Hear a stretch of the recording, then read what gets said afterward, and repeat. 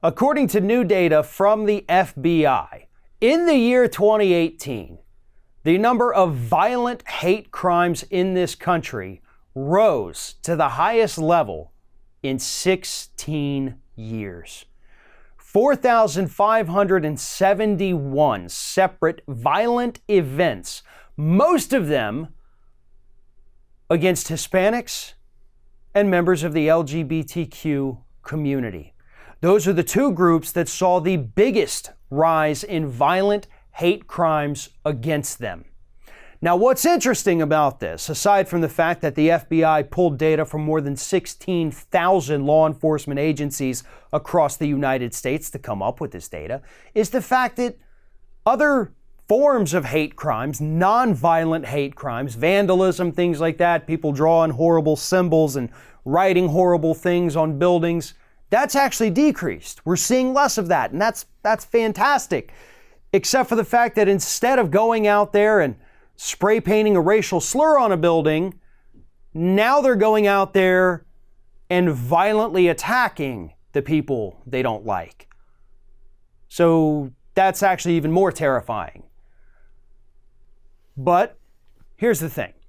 They have attributed these attacks, not just in 2018 where they rose again, but over the years, they tie them to the political rhetoric of the day. And you can see that. You can see that in their data sets.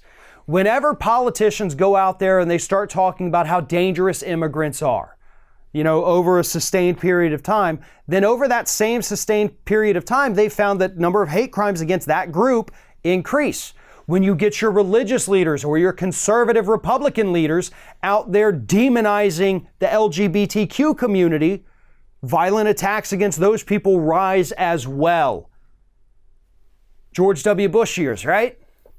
Violent attacks against Muslims, hate crimes against Muslims and Arab Americans increased. Sure, Bush himself may not have been out there saying these were horrible people, but he didn't have to. Because the rest of his administration did. Fox News did. Conservative websites did. They were doing the dirty work for him.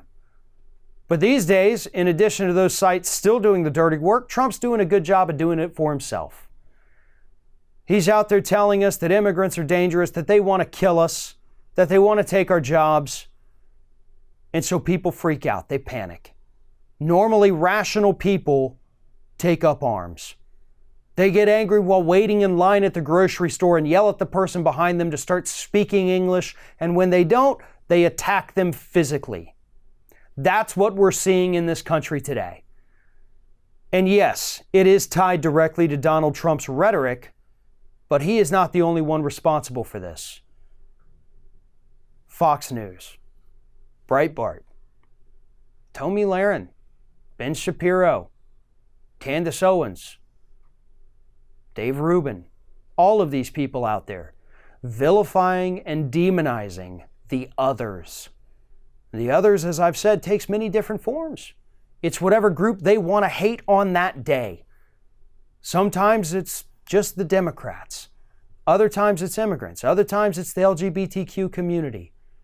They attack, they mock, they ridicule, and they inspire violence. And we know that because of the number of violent people across the planet who have actually cited a lot of these weirdos in their manifestos. The right is inspiring hate and violence, and this latest FBI report is just further proof of that. Thanks for watching, everybody, and don't forget, if you like what you see here, like, comment, share, and subscribe to our channel. And now, you can also become a member of Ring of Fire and get exclusive early access to certain Ring of Fire videos all throughout the week. Just click on the little join button right below the video.